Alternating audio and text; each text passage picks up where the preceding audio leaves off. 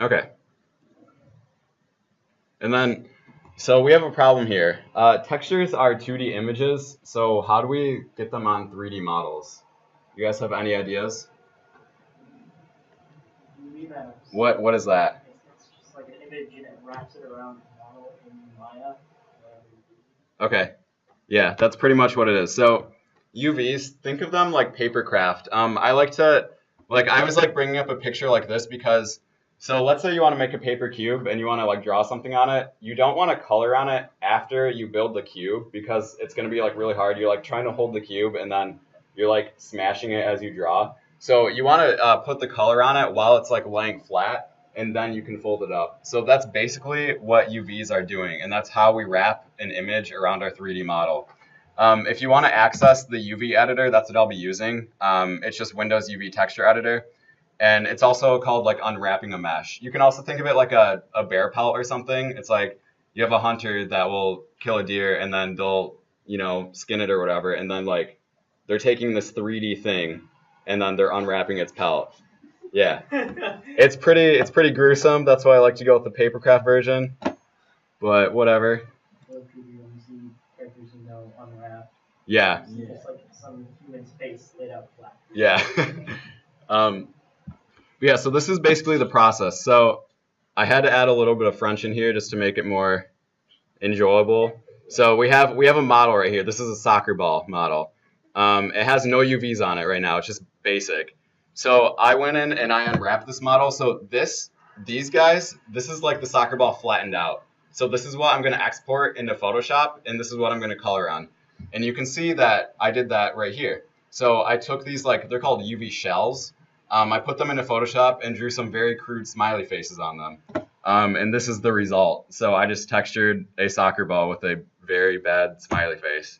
But Peter's here to show you how to make a better texture.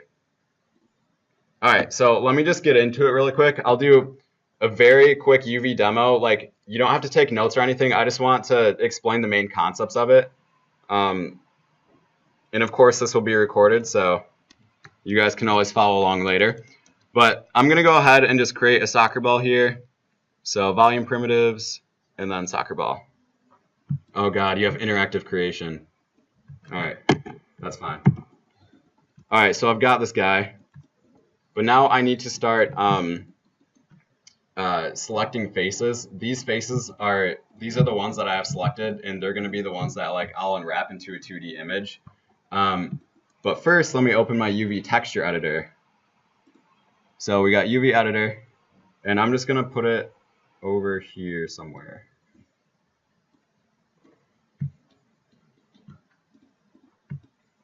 Okay.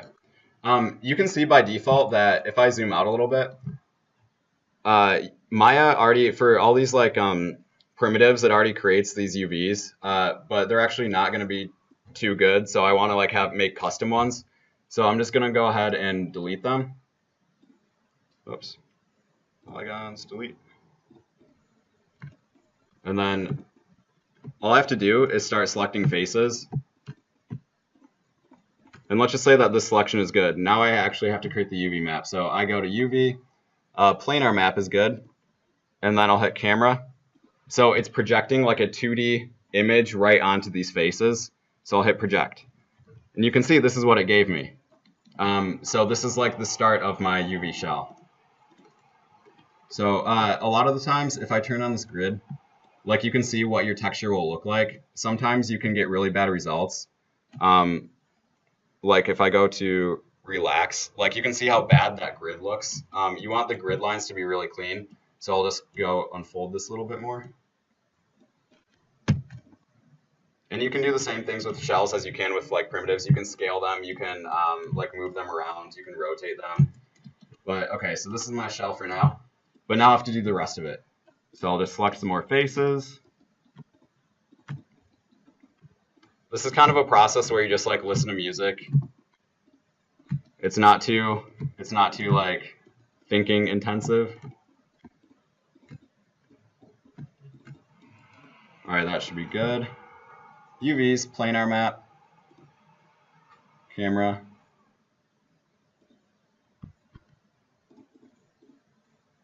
Okay, and you can see that this has a little like purple. That means the UVs are kind of overlapping each other. So what I can do to fix that is just smooth them out.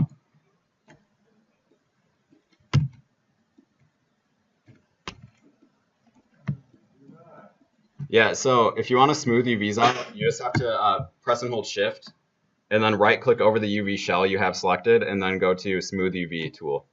And then you get this little like unfold icon, and you can just click and drag it. So let me just do this for the rest of them.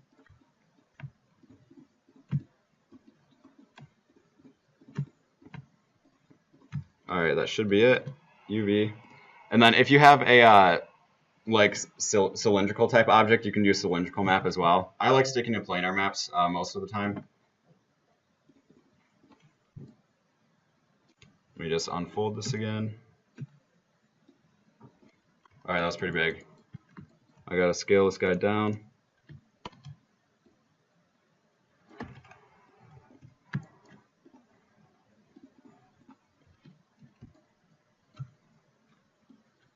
Yeah, it's all about just like smoothing and then moving them around into a place where you want them.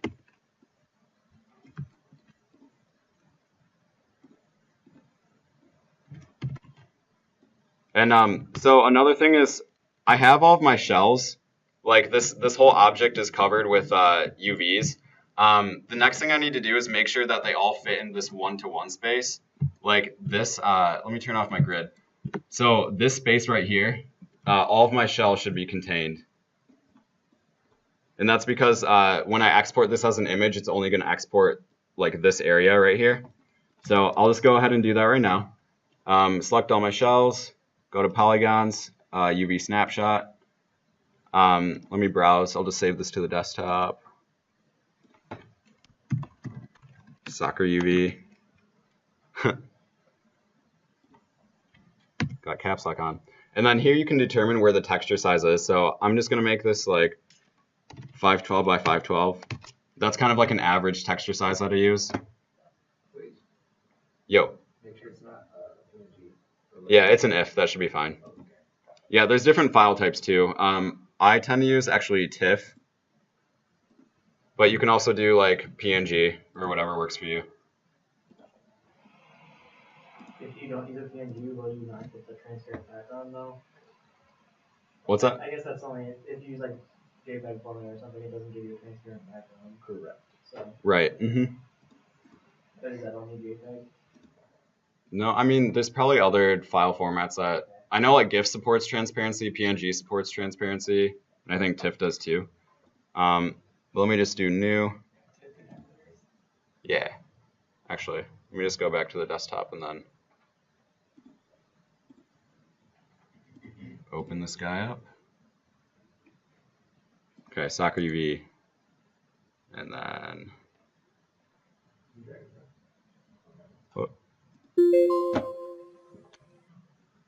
Okay, cool.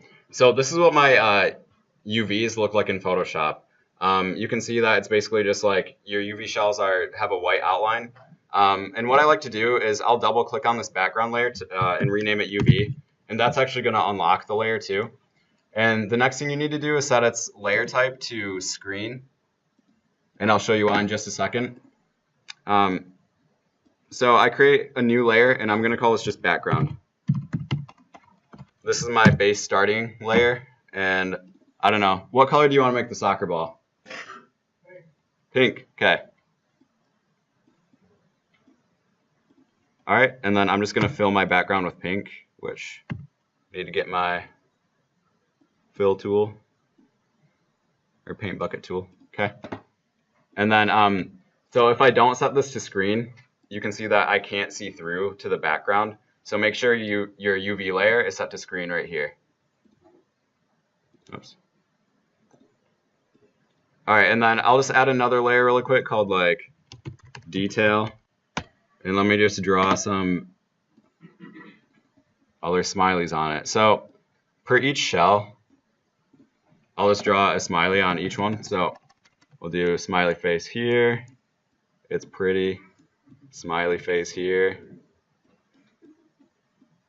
Okay, this one's gonna be really small. All right. Okay, so now that I have that, I can actually save this as a PSD, a Photoshop file. You can also use like PNG too as well. I like using PSDs because you can easily like edit your texture. If you don't like it when you imported it into Unity, then you can easily go back to your PSD and just make your tweaks and then reapply it to the model. So let me just do a file save. Okay, socceruv.tiff, that's good. To the desktop. Oh, actually, I want to do a Photoshop file. Okay, so now if I go back into Maya and then apply this guy, to apply your texture, you just have to right-click over your model and then go to Material Attributes. Let me close this out. And then under this color channel, because I just made a diffuse map, the color channel, I just have to hit this little checker box and then go to File, because I want to like put a file onto the soccer ball. And then right here you can select the image name. So I will just navigate over to Desktop and then Soccer UV TIFF. Okay, but nothing showed up, and that's because you have to turn like your texture view on. So right here, there's actually this little icon that says textured. Just hit that, and then here you can see that I have a textured soccer ball now. And what's cool about this is if you go back into your UV editor and select your object, you can see that the texture is right on these shells. And if I move one of these shells really quick, I can do that.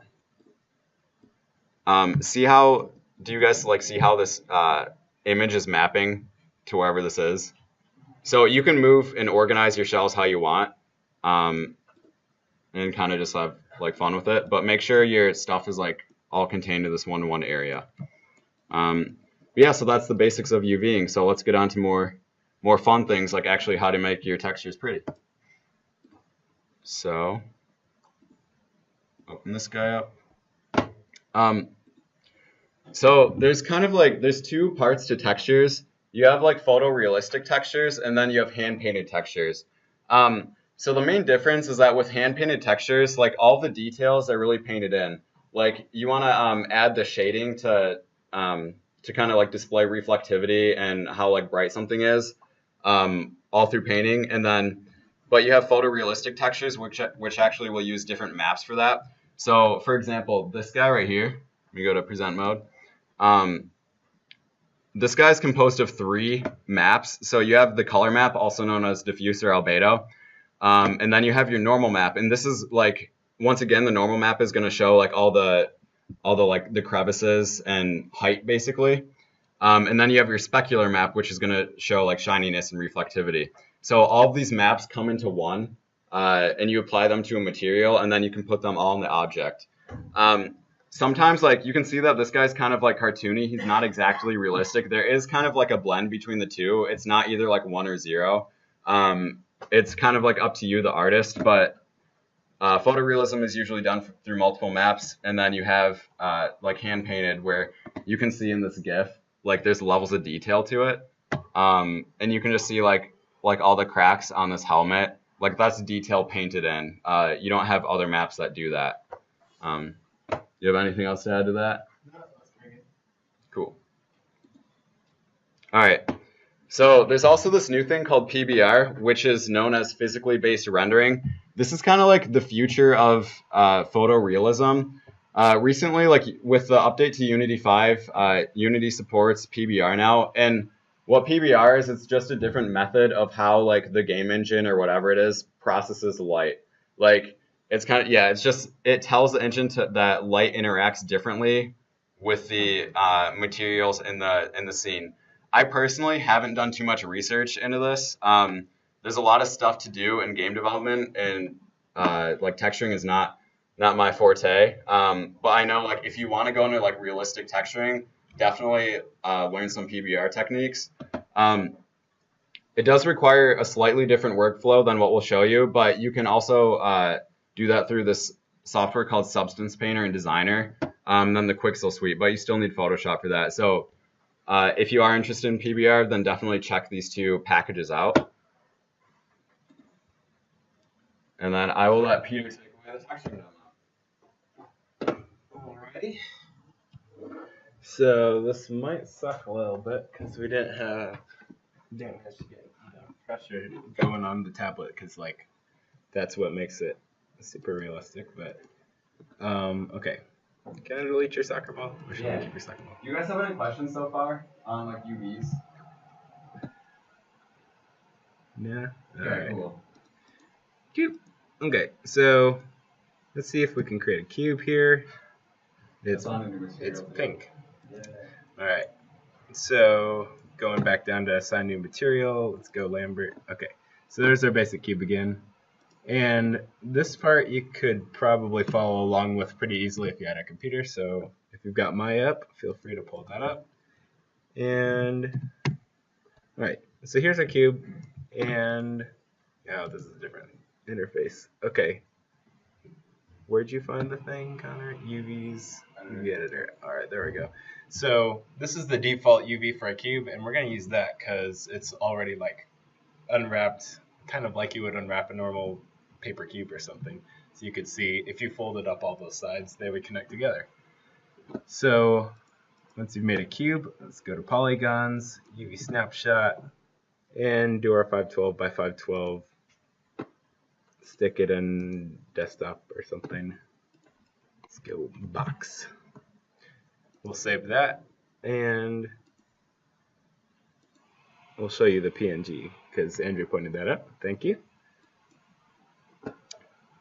So in Photoshop, we'll go File, Open, Desktop, Box. Where'd our box go?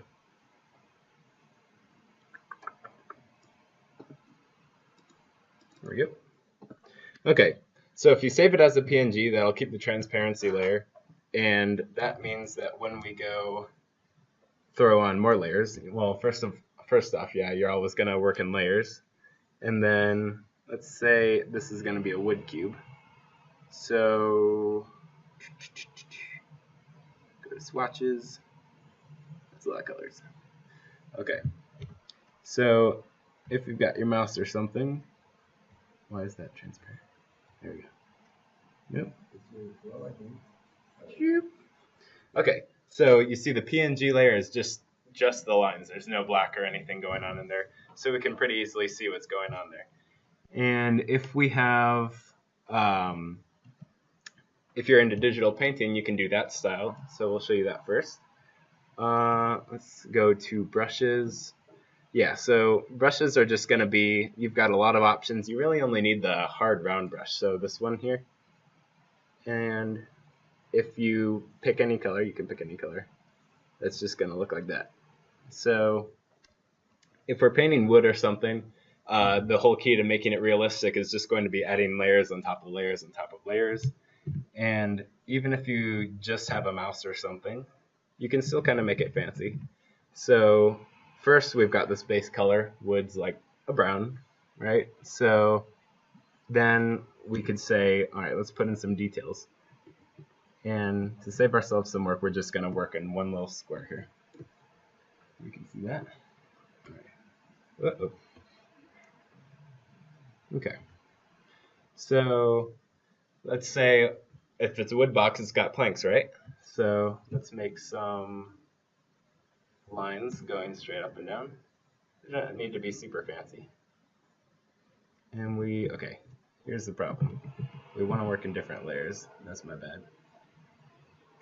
So create a new layer, call that lines. And then we'll just make some lines like so. That'll work. Okay. And then let's say we'd put in some details. So wood's kind of got like these little vein things going on. So we'll just draw little vein things. And maybe we're not super artistic and they're just kind of lines like this, but and for this stuff you'll be wanting to look at photos online of real wood, because you probably shouldn't try and come up with this out of your head. Okay, so that's our wood. And then we might make that a little bit more realistic by choosing one of the lighter colors here. These color swatches up there in the corner do all the work for you. They've already got some nice colors picked out there. So maybe you want a lighter brush, just kind of coming in here, doing some lighter shades. And then also notice how he's using opacity too. So sometimes you don't want to be drawing like thick colors on it. You just want a really light gesture. So it doesn't have to be super detailed here. We can switch between colors, trying to get like a nice streakiness to it. Battery's running low. You can just use the number keys to change opacity on the brush. That is true. It makes it super fast. Not that bad. Okay, and then the undo will be Control Alt Z, I believe. Okay, now we're back online. Whoop. Temporary intermission there. Okay. So we keep on painting this thing, and then once you've got some streakiness into that, you can refine the like your details and things. So it's just putting layers on top of layers on top of layers, and keep working it. So I don't know, maybe this is gonna have some little streaky things to it. This is gonna have some cracks because it's wood. And we want to put enough of these on that it's actually going to show on the texture because it's. Do we? And maybe. I don't know, that's debatable. But yeah, so we want to put enough of these that it'll show up on the final cube. And then to save ourselves some work here, what we can do is. Yeah, you might spend a lot more time on this than that, but we can copy this, maybe. Is it gonna let us? Okay. Here, oh yeah, so once you're done with layers, you can come over down to here and right-click merge. So you don't need a bajillion layers going on, so you can say merge down, and then you have all this color stuff. So what I'm going to do, since we have a multi-sided cube, I'm going to grab that, say, okay, there's our texture, and we're just going to duplicate that and get a whole bunch of those. And this is like super quick and dirty. Maybe we'll try having these sides a little bit different here.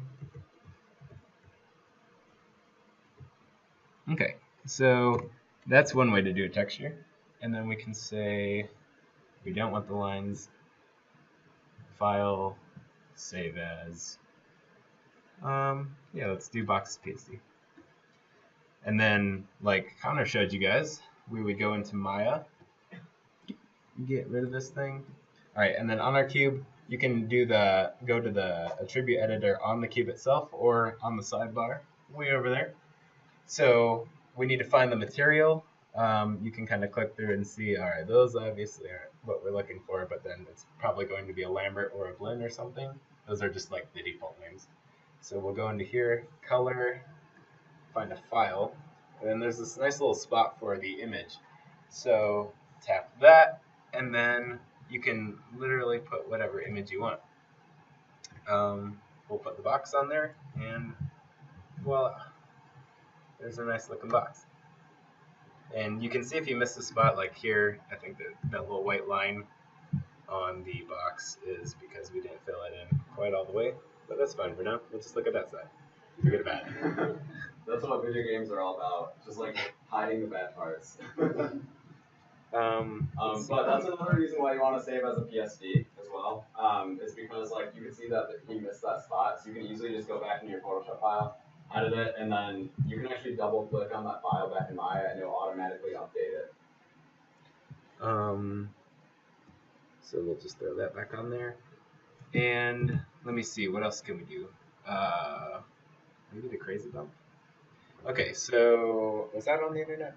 Yeah. There's a nice handy website that makes those crazy blue and purple maps, the normal maps that Connor was showing you.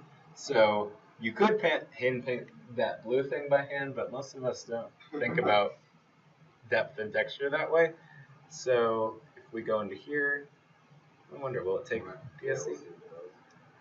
Oh, nope. I think we gotta save it as something else. So this website is just a normal map generator for you. So once you have your texture file out, you probably want to save it as a PNG. I don't think that website can actually take PSDs. So save it as a PNG, and then you can upload it to the site, and it should just generate our maps for us. And the best part is it's free. Okay. So see, it takes that thing, and then it makes the weird map.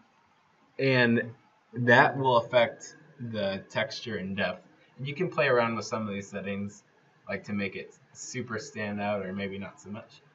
But we'll just go with the default 2.5. But let's see. Then you go download, normal map. Yeah, let's just call it normal map. And then when you click on your cube, then you can go to this little thing called bump mapping over there. And that's where you'll put the normal map. Same thing with the file.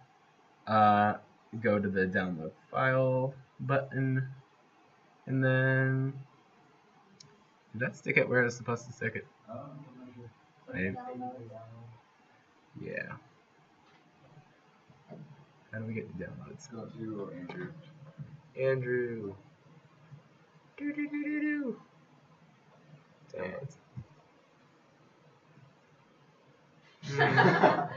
Yeah. Interesting. That's fascinating. Sarah's working action. No. Let's go back. Back up. Download. Let's go desktop. Roll map. That might be easier. Okay. Alright, so you can see from this that kind of has this almost Borderlands style type depth to it. It gives it those black lines, but if you look at the outlines, there's actually no depth involved. So it's all just kind of faking it. Like you can see along this edge, there's no bumps and curves going in there. It just affects how we see the side of it. And you can play around with that by going up to here. Is it maybe? Okay. You can go to the bump map and play with the bump depth. So maybe you want it to be like super contrasty. Or you can knock it back a bit and just so it's closer to the actual painting and cartoon that we did. So you can do that, and then your cube is pretty good. Now, another thing that we could do, we made another cube. Why is it pink again? Is that the default? Yeah, you can just Great. Okay. Well, we'll call it. Shoot, how do we get to that menu? What? Yeah, buttons aren't set up on that. Alright, assign new material. Lambert. Okay. So you could use the same map, or we could go into here. It's pretty much going to be the same, but maybe we want photorealistic this time. So that's the part where we go to the internet. Let's say wood texture. And then you can use really any image. I've been using John Cena a lot. But you can just go find, yeah, that's a nice looking one. That'll work. View image. Load. And then you can slap that on your cube. And Laura would be pissed at me. Yeah. But We had a former texture artist that hated the term slap a texture on it. She would get so mad. alright, but that's a fine texture, so we're going to slap it on it Did anyway. you watch this? Okay. So we'll say, alright, it doesn't need to be that big, but I don't know, that's pretty good. Okay. So we'll take what we need from here. You can select the same thing again, and we can save ourselves some work by cutting that. Delete. And then instead of using the hand painted thing that we did, we'll just take that and Copy, paste all over this thing. And then that'll give us actual photorealism. And you can also use a normal map with that. But and then maybe we'll check that in the background just to cover any white spaces we got. That'll do the trick. And we'll save that as box real. And then to get the normal map again, we have to save it as a PNG.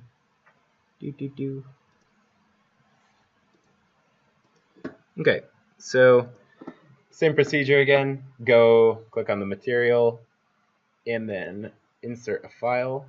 And then if you go into here, you can get the photorealistic texture. So you can tell already that okay, that's more like the photo. And then we can get that same depth stuff by going to the crazy bump thing. Grabbing the real texture thing. Let's download that. Yeah. We're great with names right now. So you apply that again by going to the bump map thing, hitting file, clicking that little button over here, and that will allow you to insert the normal map. So you got to play around with this a little bit because like that's pretty crazy. But yeah, crazy bump. But if you knock it down about that much, you can play around with that until you get the desired effect. But yeah, that's two different styles. And as you add it or edit these textures, then that'll just apply straight on. So like you can also mix the styles. I think like Connor was saying, if you want like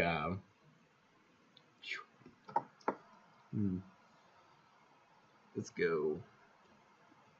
Could write TNT or something on the side of the box. And if we save that, then we can click on here, double update, and then it'll pop up right in Maya. But yeah, that's pretty much the basics of it. And that's us doing it with just like a 6-sided cube. But when you have something with more sides, the process is still the same. Yeah. Texturing definitely takes a longer time than what Peter just did. It's like, especially if you want to do hand painted stuff, it's like you really should know like the basics of drawing. But we provide there's a website called Control Paint that you can learn like pretty much how to draw pretty much. It's gonna take you some time to get it down, but just because you are an artist now doesn't mean that you can't become one. So if you really want to do hand painted texture stuff, then take some time on the website Control Paint, which it will be linked in the slides, and then you will be on your way to becoming a texture artist. But I think I had a few more slides back. Here. Gotta use a mouse for this guy. Okay, yeah, so here's the resources page. So polycount's a big one. If you want to do like, I know like environments, characters, for more like technical stuff, I don't know if it's like that big on here, but so if you go to the polycount forum, you can see that there's like 3D art showcase and critiques, which is pretty cool. If I do a command 0, here's like, I don't know, people just post their artwork and then you can critique it and whatnot. Just a bunch of stuff. There was one cooler post I saw in the 2D art. But there's also like tutorials on this as well. So if we go back to Polycount Wiki,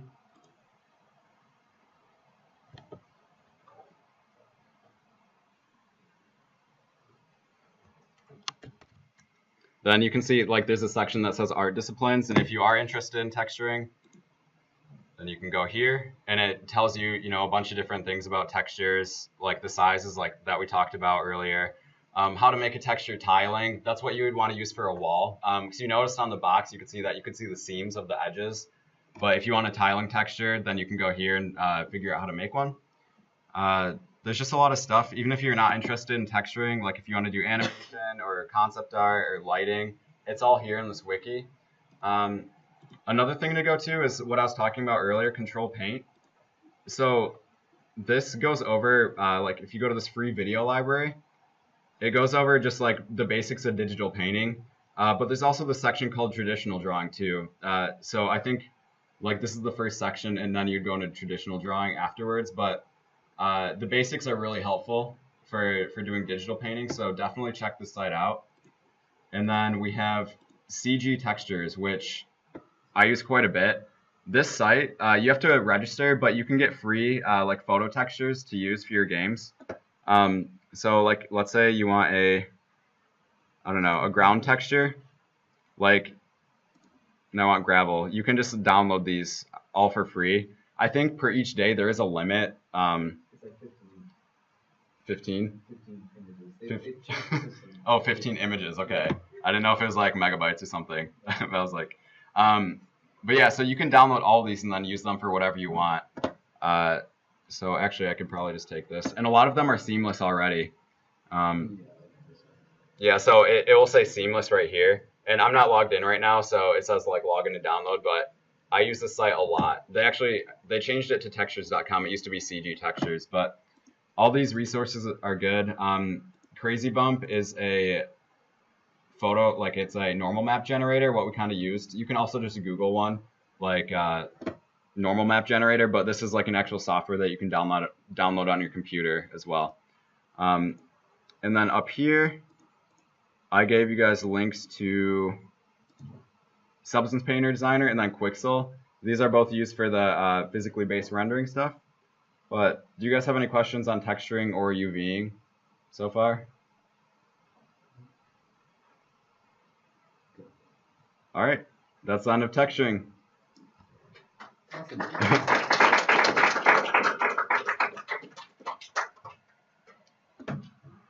Awesome.